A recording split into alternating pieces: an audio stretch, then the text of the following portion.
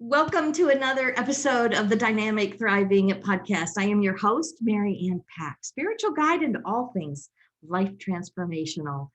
And I want to let you know why I do what I do. It's because I want to see transformation in the world.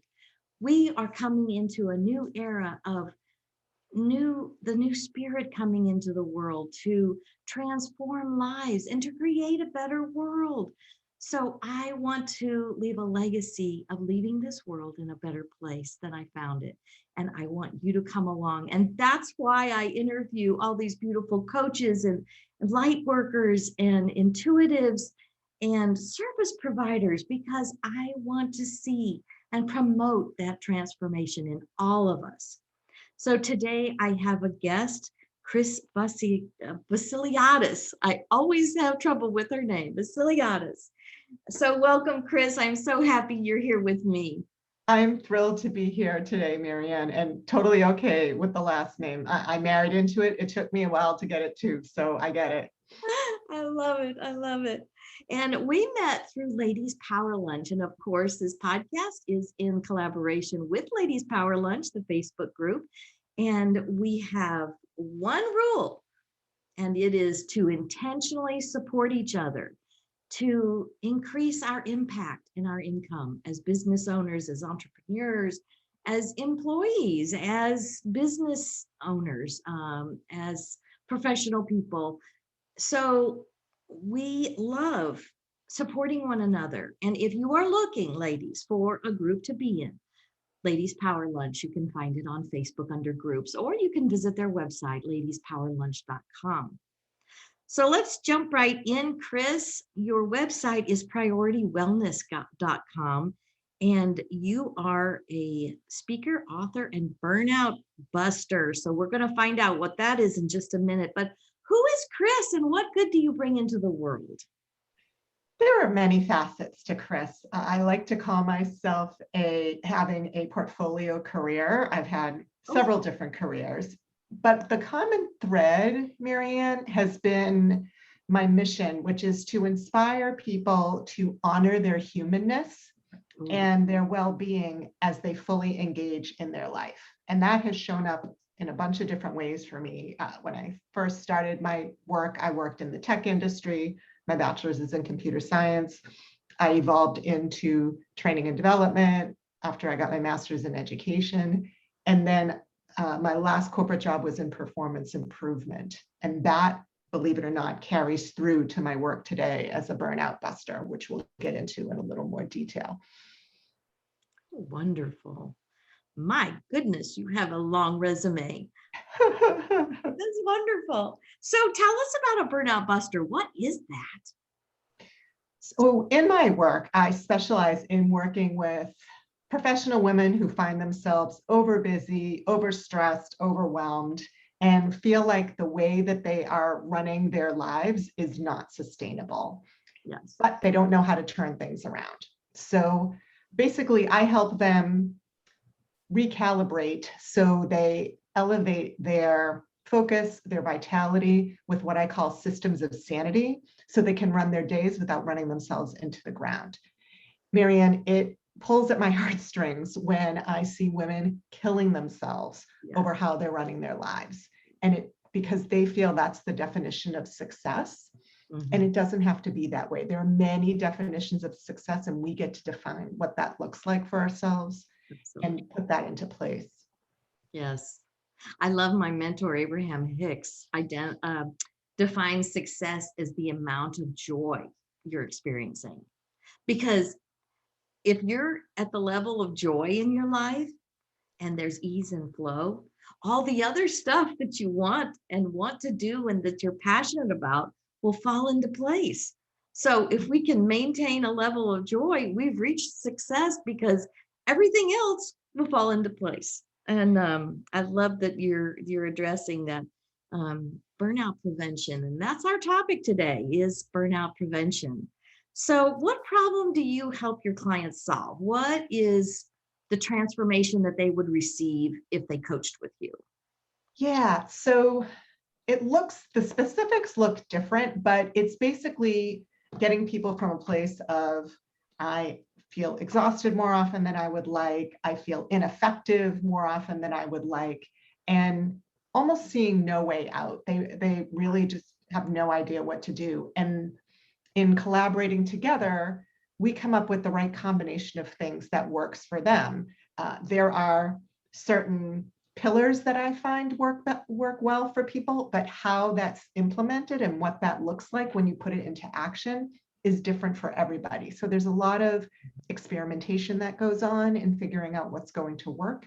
And so ultimately, people go from feeling exhausted and depleted to feeling resilient and vibrant in whatever way that they are functioning. I love that. I like that you talked about, it's like you're showing them new possibilities, that it doesn't have to be this way. Right. You have alternatives that you could choose from to Right. live a better life, a life more of ease and flow, and that there's options. You're not stuck in this one way of living. True. And when you use the word joy, often I use the word alignment and congruent. Yes.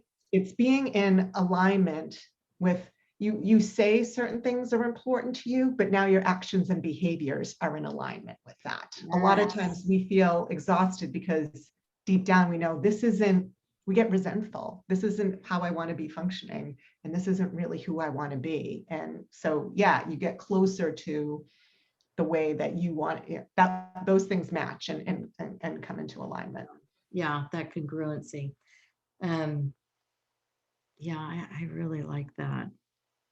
I like that the alignment, because it's definitely, if we're pushing and struggling so hard, we're not in alignment really with our heart's desire. So that balance is off, and then there's that resistance. Yeah, that makes life so hard. And it doesn't have to be hard. Yes. It can be more smooth. It can be effortless. In fact, a great book I read recently was Greg McKeown's book, Effortless. He also wrote the book Essentialism. I highly recommend both of those because they both focus on doing prioritizing what's important and vital versus what gets lost in the noise. And typically when we're caught up in the hamster wheel of chronic busyness, it's noisy. We can't see what's important. And I often use the metaphor of, you can either let's use the one that I use the most, which is you take a stick and put it into a shallow pond and swirl, get it into the bottom, stir up the soil. The water gets all cloudy. But if you take the stick out, the soil settles and now it's still. So when we're like running around like crazy people, we're kicking up all that soil. And when we allow ourselves to periodically press pause and let things settle, we can see what needs tending to internally and externally. Yes. Yeah, that stillness creates much more possibility of even receiving the ideas and the downloads and the clarity. Yeah. And and our society is so big on like heads down, grind it out, whatever. And we are not robots. I often say we are human beings, not human doings. Yes.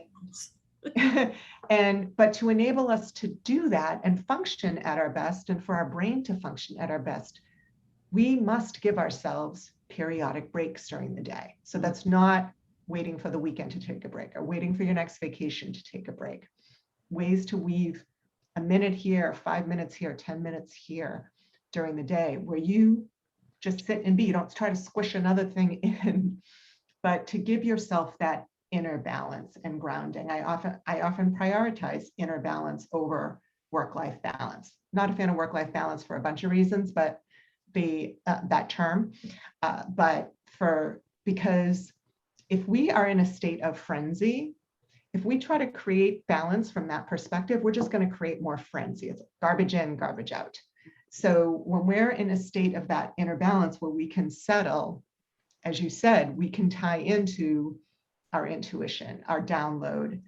Think of when we're taking a shower and all the ideas that pop into your head. Absolutely. Why does that happen? Because your mind's been allowed to wander. So if we can deliberately create those wandering moments, it enables us to be more creative.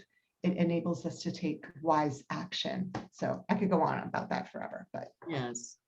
And the thing is, even that time away, even in the shower, water is such a conductor of energy. And indeed. when we don't allow ourselves the stillness to allow the energy to settle, even because all the heavy doing, pushing, that's a very masculine energy.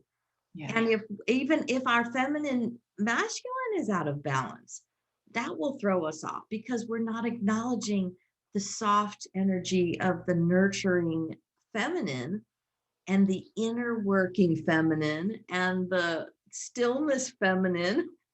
Yes. Then yes, then yeah, you're struggling because you're not even balanced. There's no coherence there. Yeah. And I love what you said about allowing stillness for folks watching or listening. That's a takeaway phrase. Allow stillness for yourself. And when you feel kind of the trigger to work harder, lean in, relax, and be soft with it. What would softening look like? What would relaxing look like? What would simplifying look like? And challenge yourself to look at, because that gives you a different perspective. Okay, how could this be simpler? How can I relax into this? This is what's here right now. How do I relax into this? Yes. Yes. And I was just thinking when you were talking about that, even thinking about how it could be better. I was listening to a podcast the other day, and one of the guests said something about, what she asks herself all the time is, how can this get any better? That What a great it's question. using the imagination, those shower times when we can get the imagination, the daydreaming. We were experts at imagination when we were kids. Yeah. And we've so let that go by the wayside, or it's gotten squashed because we were told, you have to face reality. You have to push through life to be a success. Instead of using our imagination to dream the life we would love living. Yeah, or to even dream the next moment. Yes. It's sometimes purpose in life feels too huge for people. So it's even just giving yourself time to settle the first thing in the morning and think about how you want your day to go, how you want a particular meeting to go. What's the energy that you want to bring to a particular conversation? Absolutely. How do you want to show up for this next networking event? Whatever it is. But it allows you to bring more intention to what you do versus running in hot to whatever you're doing next. Yes. So, yeah, and I think to your point, what you were saying earlier too, we have so many societal messages around or perceptions that if we take a break, that means we're weak, or that means we're lazy or a sloth. And it doesn't mean that at all. Part of my mission is conveying to people, again, we need to do that. We need to refuel. It's not about being the Energizer Bunny all the time. We need to rest. Rest is okay. I can't say enough about a 10 to 20-minute nap when you're exhausted at 2-3 o'clock in the afternoon. Right. That can revitalize you. And that's just one way to refuel. But we need to allow ourselves and give ourselves permission to refuel. Absolutely. And I like that you're talking about, like setting an intention for the day. I teach segment intending. So even as you go through your day and you're switching gears, like if you're at the office and somebody walks in, that's a new segment. If you have to send an email, that's a new segment. And the two questions I have people ask themselves is, how do I want to feel? And what do I want to experience during this new segment that's coming right here? And so you're projecting the energy of what you really want forward before you even get into the segment. So those intentions are so powerful. They are. Yes. And not only how you want to feel, but how do you want to uplift the energy in Yes. the interaction? Absolutely. How do I want to uplift this person? How do I want to uplift the room, virtual or physical? But yeah, and because we're running so hard and running so fast, we don't give ourselves the opportunity often to pause and ask ourselves how we want to be. So we're in react mode all the time. Yes. And that's not helpful. No, because that always creates so much more stress, because then life hits you in the face and you react to it instead of respond. Yes, when you can always take a breath. You're breathing anyway. It's free. Yes. It's always there.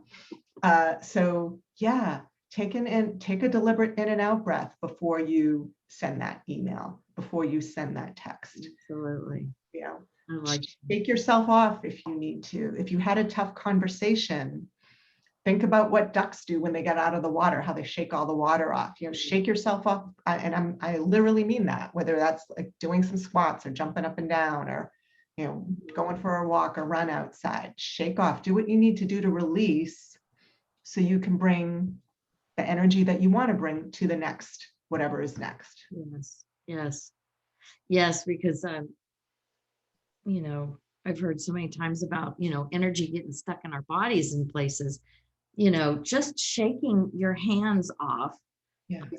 letting that energy flow off of you, you know, let it flow back to Mother Earth, because she knows how to transmute it for good.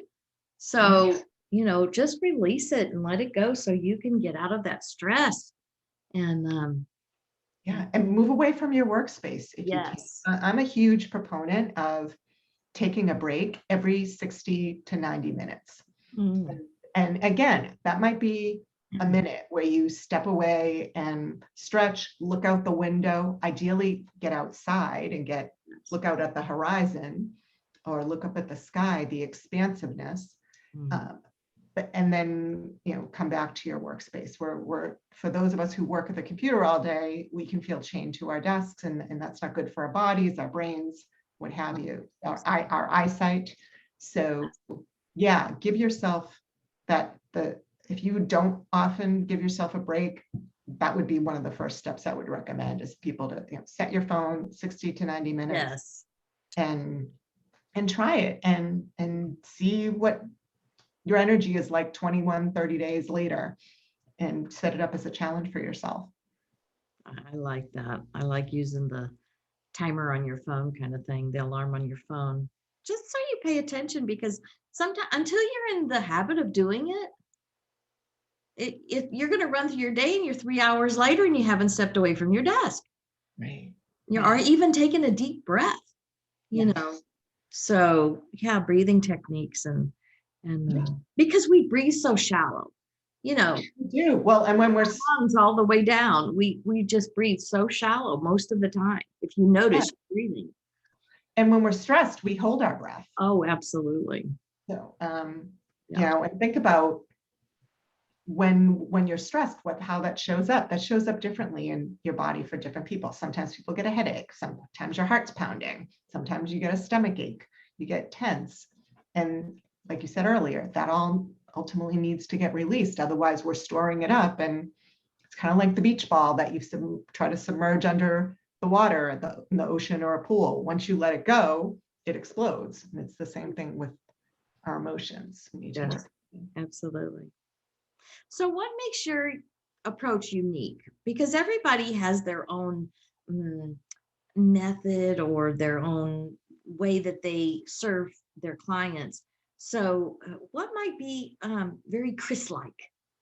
So I love that question, first of all.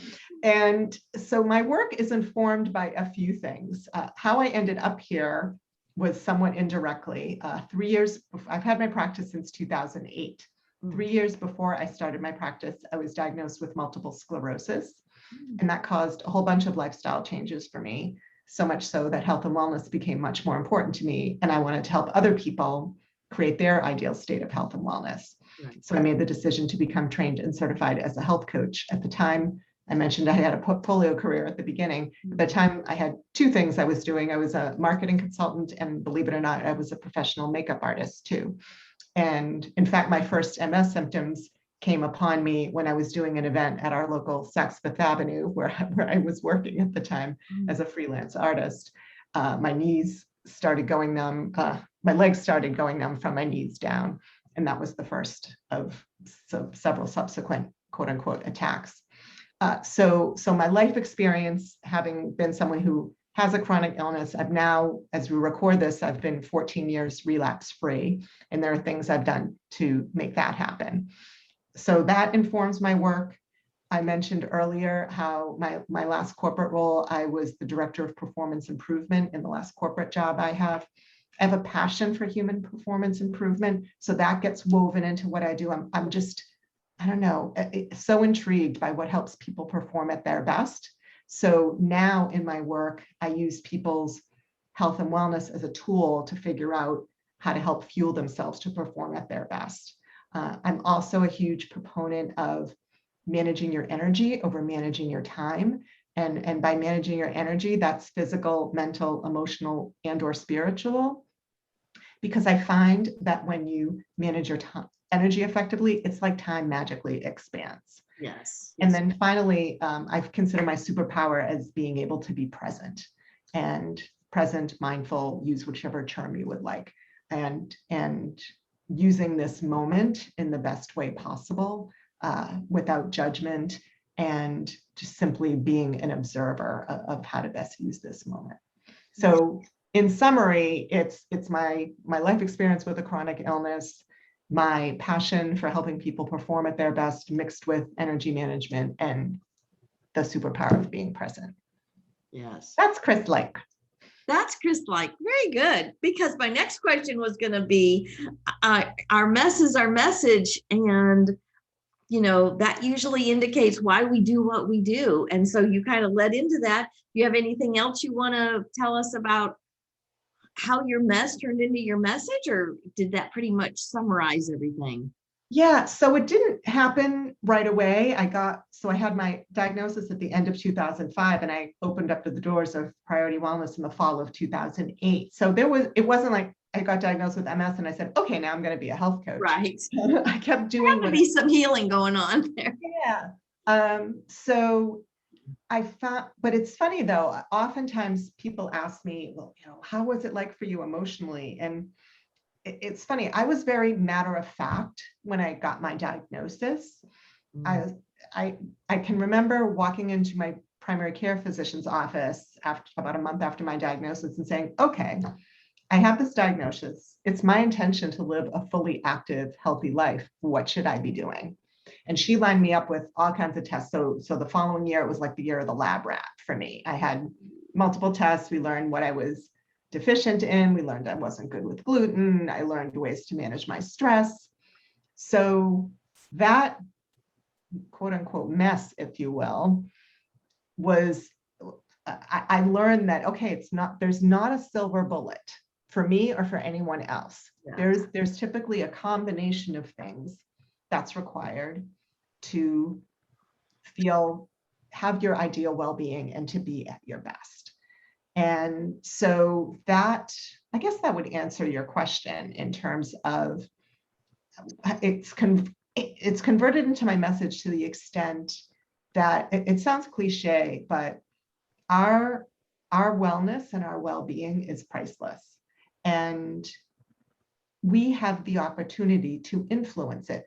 And you don't have to wait for a chronic illness to make that happen. So that's, I guess, don't end up like me, that you have to wait for some kind of crisis to make it happen. I see that happen a lot. It often is the way that it happens, but you don't need to wait. You could decide today, I'm going to take charge of my well-being, whatever that looks like. That can be, health and wellness is a huge umbrella. But think about what helps you be quality in your health and health, wellness, and well-being, whatever terms work for you. Mm-hmm. Yes, because as most people know on the podcast listening, I talked about my younger years. I was such a miserable young woman with such a victim attitude that I created so much sickness in my body, so much illness, for years. And I didn't know that I was the one creating it, because I finally crashed when I was 34 and sought out natural supplements, because obviously the drugs and the surgeries and all that with the medical community were not working, and got immediate relief But the real well-being, the peacefulness, didn't come for years later when I finally changed my mindset and started hearing about, that what we think, how we feel affects our bodies, the stress that we're under, the emotions that we hold in our bodies.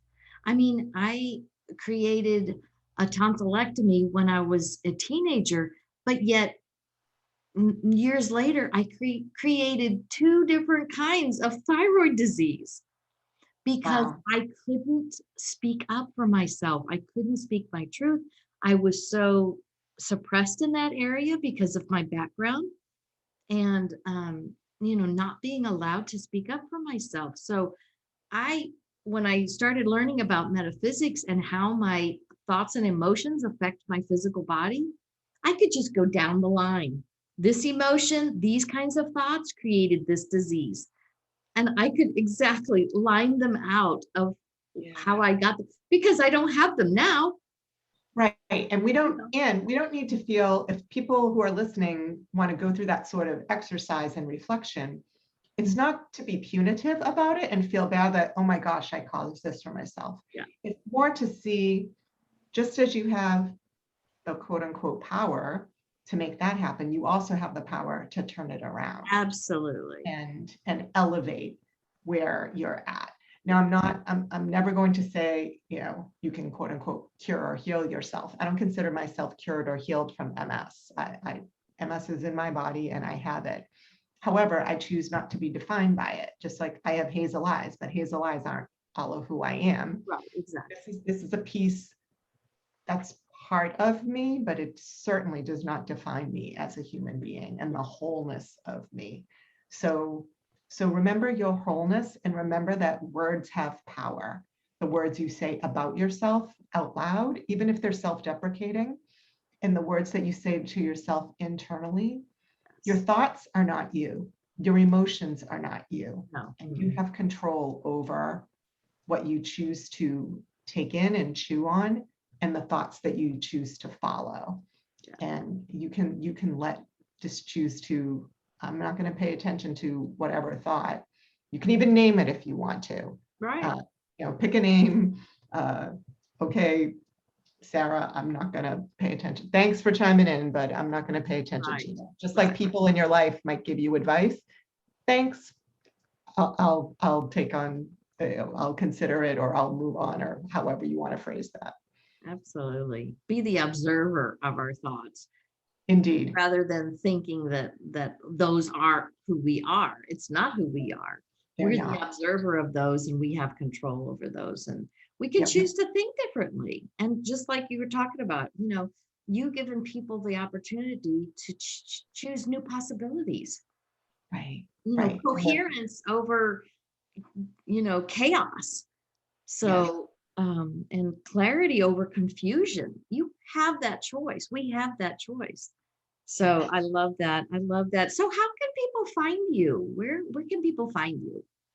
So you mentioned my website at the beginning of the podcast, and that's the easiest way. So it is PriorityWellness.com. Mm-hmm. And right on the homepage of my website, if you like the kind of tips that I shared today, you can get those on an ongoing basis. I have a free newsletter, Energizing You, that has monthly tips in it.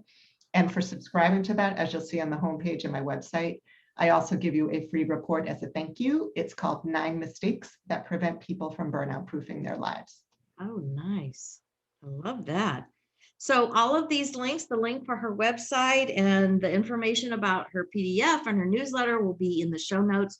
So you can follow Chris and find her if this has resonated with you, because if there's a twinge of you that's saying, yes, that's me, go talk to Chris, because that is your spirit calling to you and giving you that nudge of it's time. It's time. Yeah, you don't need to keep suffering. No, absolutely not. Suffering is optional. Yeah. Suffering is optional for sure. Well, thank you, Chris. I appreciate you so much for coming and visiting. I could talk to you forever. I enjoyed likewise, Marianne. I really enjoyed our conversation today. I loved it. I loved it. So everybody will have her information, contact information in the show notes so you can follow Chris and find her. I'm going to find out how to work with her. So I want to thank everybody for listening. And thank you so much for coming. And um, be sure to like, comment, and be sure also to subscribe because this really helps my work go into the world. And I want to bring more joy to the world. This is my purpose. This is why I do what I do, is because I want to spread that joy that is ours naturally. It's our birthright to live in joy. And it's only our resistance to it that pinches us off from living even a happily ever after kind of lifestyle. So I love you all. Thank you again. You can visit my website, mariannepack.com, for all of our services, and I would appreciate you taking a look there. And thank you again, Chris. Do you have any words of wisdom you'd like to leave us with real quick? When all else fails, take a breath. Oh, I love it. All else fails, take a breath. And that is what is going to allow you to remember and connect in with your heart and come from your heart. Yes, because I believe deep breathing is actually summoning life force through our body. And as we inhale, we're summoning life force, and that stream of well-being can go through us, and every cell in our body reaches out and takes the well-being it wants. And so, yes, deep breathing, deep breathing, deep breathing. Thank you, Chris. I appreciate you. Thank you, Marianne. Great to be with you today. And remember, everyone, you are joy looking for a way to express.